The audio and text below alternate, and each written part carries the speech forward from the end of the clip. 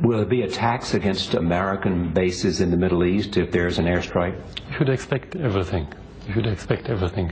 Not necessarily through the government. It's not only the governments are not the only player in this region. You have different parties, you have different factions, you have different ideology. You have everything in this region now. So you have to expect that. Tell me what you mean by expect everything. Expect every action. Including chemical warfare? That depends. If the rebel or the terrorists in this region or any other group have it, it could happen. I don't know. I'm not fortune teller.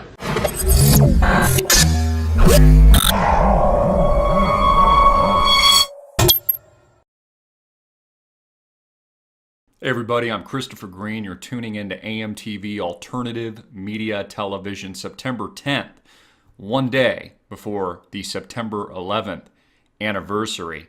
And checkmate. Checkmate. President Barack Obama has never looked weaker. Russian President Vladimir Putin makes Obama his bitch.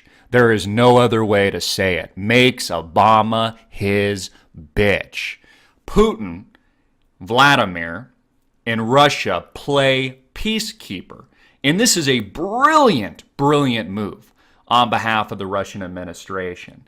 Now placating the American public and the international community that Syria and Bashar al-Assad is going to agree to the dismantling of his chemical weapons in order to prevent and to preempt a preemptive strike on Syria by the Nobel Peace Prize winner Obama administration, who has invaded country after country, including Libya, and continued the wars in Iraq and Afghanistan. So Syria accepts Russian weapons proposal.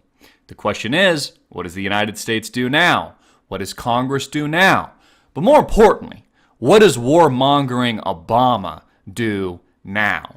This is from the Associated Press. Syria says it accepted Russian weapons proposal. Syria said Tuesday it has accepted Russia's proposal to place its chemical weapons under international control for subsequent dismantling, etc., etc. This is from the New York Times. Russian proposal could offer Obama escape from bind.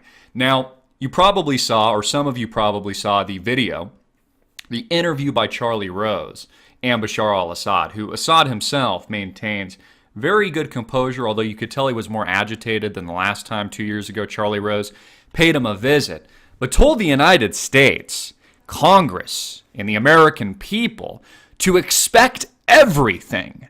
Everything was the quote. Everything. And not just from his government, but from all the counterparts of his government, all these warring factions, whether or not it's Hezbollah or Hamas or some other terrorist network, etc. Expect everything, is what he said, if the United States strikes, with their 5 little warships hanging out in the Mediterranean. Of course, China and Russia are there, and Obama's being owned, bitch slapped by Vladimir Putin, who is really providing a saving grace to the president, which may actually give Obama a window out. Who knows? Who knows? Maybe it gives him a window out. I still don't think that that's the case, though, instinctually, and I'll tell you why. And I'm going to get into why the Syrian opposition, again, obviously they don't support this. Syrian opposition wants a strike because they're trying to overthrow, as the terrorists that they are, being funded by the U.S. government, and people like John Kerry here and Obama, they need the support. So they're hoping for a military strike. They, of course, oppose any kind of delay in action by the United States. But here is why. Here is why the United States and Obama are going to need a bigger event to get us over there. Because the original bloodbath wasn't bloody enough. The original chemical attack wasn't deadly enough.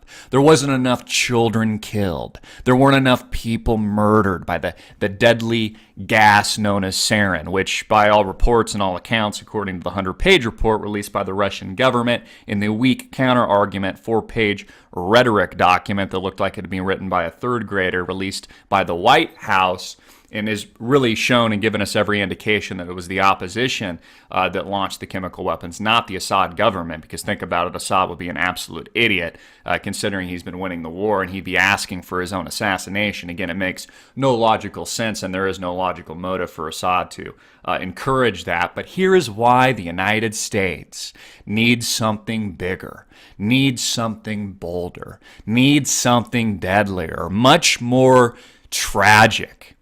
We need more lives lost. Obama wasn't able to sell the children card hard enough.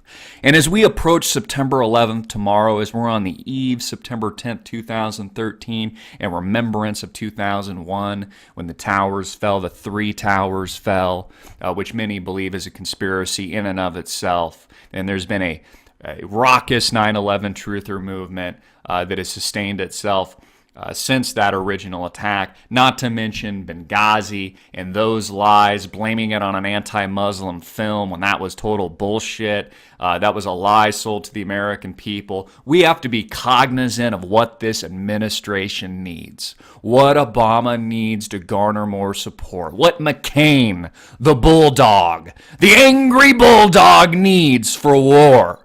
They need more death, they need more destruction, and they need a bigger false flag, because this wasn't convincing enough. I mean, we need, and they need almost beheadings of children on camera. They need to take it to a whole nother level so that the American people finally give in and go, you know what? Can't take it anymore. Can't take it, McCain.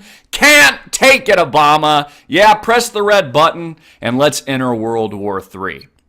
Stay on your toes, because I believe that something much bigger, much more violent, much deadlier is coming. Whether or not it happens overseas or it's a repercussion of something that happens here in the United States or in Europe or abroad, I'm not a crystal ball reader, nor are any of you tuning in. But what I do know is, in order to convince the American sheeple, the buying sheeple, that war is a good thing, they need a bigger, more tragic event.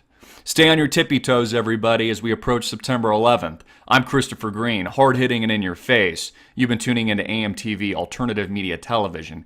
Get it out everywhere. Make this video viral.